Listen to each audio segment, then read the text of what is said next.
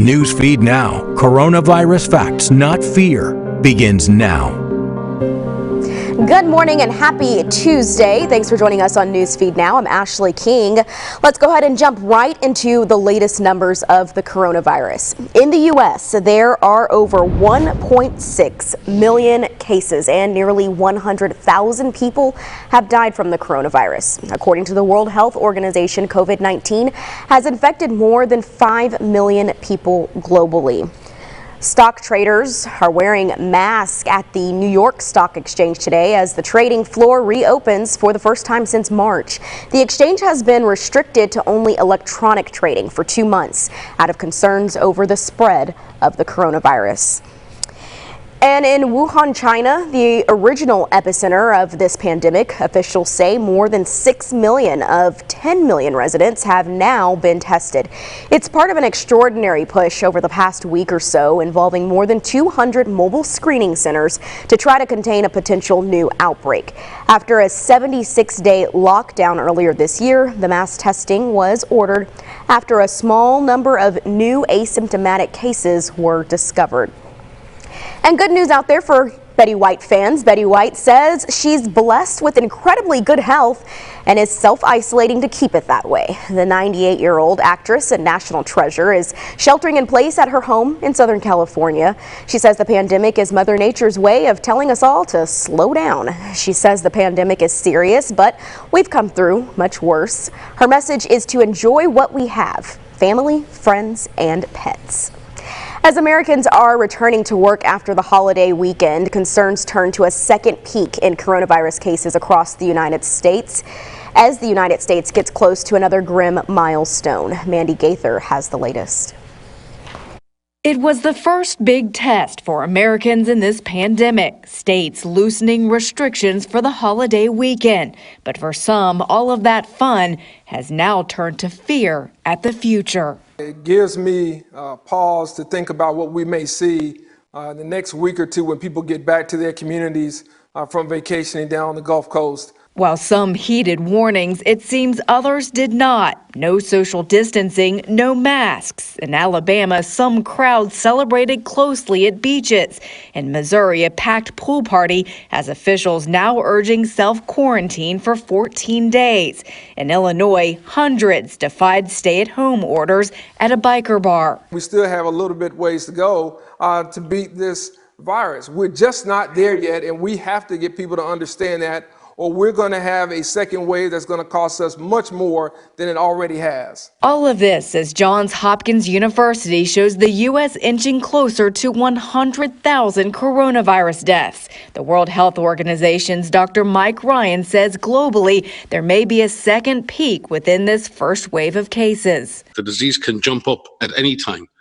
We cannot make assumptions that just because the disease is on the way down now that it's going to keep going down. And Ryan warns a second peak or wave could come during the normal flu season. I'm Mandy Gaither reporting. All right, and here's a little bit more about that packed pool party you just saw there in Missouri. Clearly, social distancing was out the window at this pool party. This video shows a crowd of people packing a swimming pool near the Lake of the Ozarks on Saturday. They seem to be partying and mingling, much less than 6-foot distancing. Missouri's reopening plan says social distancing is still a must. And a similar situation down south in Arkansas. Dozens of boaters were seen together on the open waters. Alexis Wainwright reports. Another nice day outside during the holiday weekend, and folks are get out of the house and explore and do something besides staring at four walls. Albert Fallon says he and his family decided to make the best of good weather and time off. Get out and enjoy the sun and enjoy the people you love. Sunday, crowded boats were caught on cell phone video out on Lake Hamilton. Yeah. Oh yeah. It's packed. Definitely. It's packed. But you know, we're staying social distance from them. A viewer sent us these photos of several people close together and pulling up on boats. Fallon says he was a little concerned. A little bit. You know, Walmart, the malls, all that stuff, they're crowded. But Karen Lee says, I see I'm not the only person. You see no mask here. You see no fear. We're all just embracing it. We decided to take a ride out on Lake Hamilton ourselves to see who's out here. And so far, we've only seen a few boats. Governor Governor Asa Hutchinson announced the natural state saw its second peak in cases and reminded folks to be smart over the weekend. Lee says she's just going to live day to day. I could get killed by COVID today, or I could get hit by a bus or a car tomorrow. I am practicing proper hand washing and hygiene. Reporting in Hot Springs, Alexis Wainwright, back to you. And as temperatures heat up and we dive into summer activities, infectious disease experts say the greatest threat isn't in the water. Here's Dina Bear. We are definitely in the home stretch. We have to learn how to come out of this together, and we can do it safely or we can be reckless. What should be a crowded stretch of sand on a hot and sunny Memorial Day, not a swimmer or sunbather to be found. And in Diversey Harbor, an empty grid of boat slips. The only things in the water here were the fish. It's an experiment. If enough people that are congregating are not infected, of course, the infection doesn't spread. But it doesn't take too many infected people to really cause an outbreak to occur. In Evanston, with a lonely city skyline in the distance, socially distanced beachgoers played it safe, separated, and under the sun. The risk for COVID-19 is low. If you practice social distancing, the risk is very, very low because not only do you have that 6-foot space between people or between families, but you have the sun. The ultraviolet light from the sun is actually quite lethal to the virus. When you're outside, you have a lot more air mixture. So it's really three things. So it's social distancing, it's the sun, and it's just being outdoors. All those things go in your favor. But what about in the water? This virus actually doesn't like the water. It drowns in the water. So the water is not what's transmitting it. It would be swimming in the water next to a person who is gasping, breathing, coughing, whatever. You would get it from the person. You wouldn't get it from the water. It's the same for the swimming pool, where chemicals that kill bacteria work the same against the virus. The virus just doesn't like water, period. The chlorine just makes it even worse. It's not like the best disinfectant, but it just doesn't like water and chlorinated water. Whether it's the swimming pool water or the lake water or the ocean water, it really doesn't make any difference. It's not a waterborne disease, fortunately. Practice common sense, and a trip to the beach will be smooth sailing. Keep to yourself. You can't have that massive congregation. That is just a disaster waiting to happen. We've come so far. We have suffered so much. To give up just a couple steps too soon, the price is really very high to pay. It's not much longer before we're going to get out of this, but let's get out of it safely. Good information there. The pandemic's impact on the economy is highlighting the value of a side job. A second or third stream of income is highly recommended by financial advisors. Kayla Sullivan reports. What's up, my friends? I'm gonna do a little hair fixing. Meet Meredith.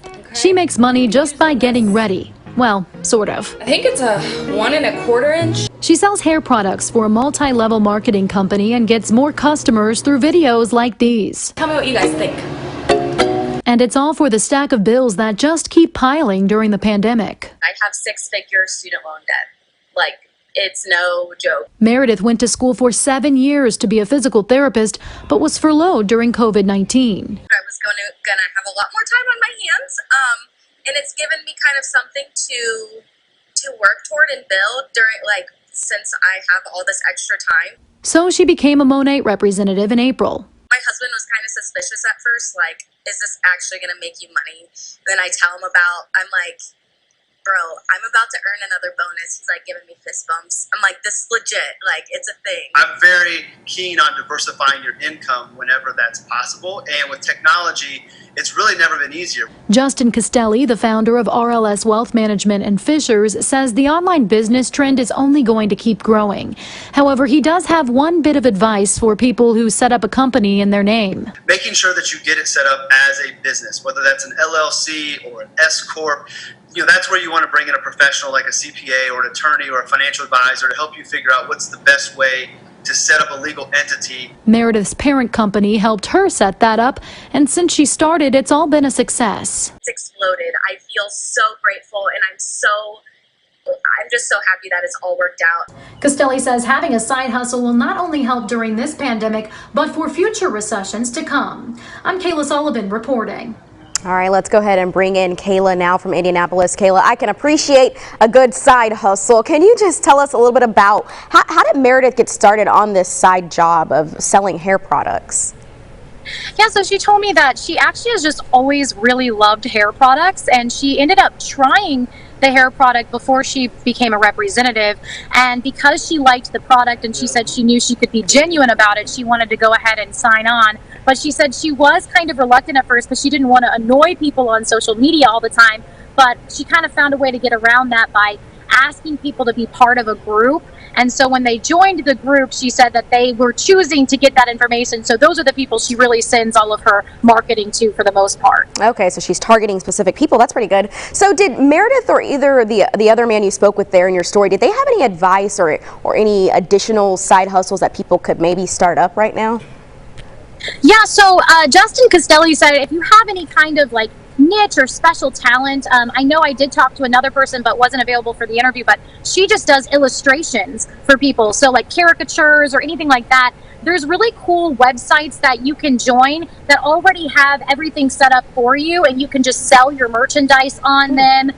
So there's a lot of opportunity because of the internet right now for you to start a business pretty easily. So just making sure, like Justin Costelli said, making sure you're operating legally, talking to an attorney, talking to a CPA or a financial advisor to make sure that you're doing your taxes correctly, because Uncle Sam's going to want that extra income that you're getting, and you need to make sure you're doing everything the right way. All right, that's definitely some good information there. Thanks so much for joining us this morning, Kayla.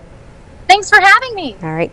All right, moving on to Nashville, Tennessee now. The music capital of the world is beginning to reopen. Alex Dennis shows us how one salon is doing its part to make sure customers stay safe. Social distancing at Element Salon starts before you ever step inside. Clients call from the car, are given a questionnaire, asked to use hand sanitizer and masks, and are greeted at the door by staff. We have 97.5, which is perfect. Jason Facio has spent months painstakingly reimagining every detail of his salons since COVID-19 shuttered his doors. If your temperature had been over 100.4, we are able to take your temperature 2 more times. And that is because we've asked you to stay in your car, so it's possible that your temperature went up. Like others in Nashville, he's had a tough 2020. The closures cost him financially, and the March 3rd tornado took his East Nashville home. Without a house or a business, Facio focused on the positives. I think we were able to, remember that it's all just stuff. And what matters are the people, and what matters is that we survived it. With a reinvigorated spirit, he and his team went to work keeping customers safe. As soon as you sit in the stylist chair, the stylist is going to reach over and turn from vacant to occupied, and now everybody in the salon knows that we cannot touch this chair until it's been sanitized. Plastic barriers divide each station, and the washroom is now a no-talking zone, and blowouts are temporarily stopped. Facio went a step further, hiring a cleaning company to spray a disinfectant barrier on all surfaces and installed a new air filtration system. This is what they use in operating rooms. This is putting out millions of positively and negatively charged ions into the air, which is seeking and off-charging viruses. Extra steps he hopes will relieve the stress so many have felt during this time. That's what it takes to be a hairstylist. I think you have to be a people pleaser.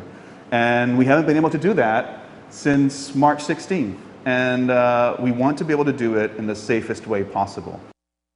All right, let's go ahead and bring in Josh Breslow now from Nashville. And Josh, thanks for joining us this morning. So first of all, just tell us, what's the latest there in Tennessee as it pertains to the state reopening? So at this point, the state of Tennessee and Nashville are doing something different as far as when things start to reopen. Tennessee's kind of ahead as far as when businesses started reopening by about a week or so, but Nashville just entered what we're calling phase 2. I know a lot of different states and cities do have the different numbered phases here. So phase 2 means that we are seeing live music return here to Nashville, as well as those tanning salons, hair salons, those type of places starting to open. The state actually had that happen a week or a week and a half ago. So again, Nashville kind of behind the curve on that. But yeah, things are starting to reopen slowly here, and more people are allowed inside. And then once again, we have live music back here in Nashville as well. Yeah, I know a lot of people are probably happy about that live music returning. So can you talk a little bit about the cases there in Nashville? Are you guys seeing an increase right now, a decrease? How's it going there? So we have seen, as far as active cases go, we've been seeing the number steadily go up. And actually this morning we just got an update from Nashville's mayor, and they said we have 153 new coronavirus cases over the last 24 hours, which they say seems like a large number there that could put us back as far as reopening. However, they did tell us that does appear to be a lab issue, or one of the labs was not able to report new numbers over the weekend. So they're hopeful this will still keep us down below where we need to be so we can see entering phase 3 in about 2 weeks. But yeah, the cases have kind of been going up, not just here in Nashville, but in the state of Tennessee as well. Has the governor of the state of Tennessee said, you know, if they're going to start maybe having to phase back at all if those numbers continue to go up? At this point, there's been no talk about phasing back. They have said since the beginning, if things get out of control, of course, we could go back in the phases, but both the state of Tennessee and the city of Nashville at this point have said there's no indication from any of the numbers that they've seen that we're going to have to move back at any point. But it is, as they say, always a possibility based on those daily numbers that we are getting. All right. Well, thank you so much for this update this morning, Josh. Thank you. All right, well, that's all the time we have for today. Thanks so much for joining us. We'll see you back here tomorrow at 11:30 Eastern Time. Your next coronavirus update's coming to you at 3 p.m. East Coast time. Have a great day.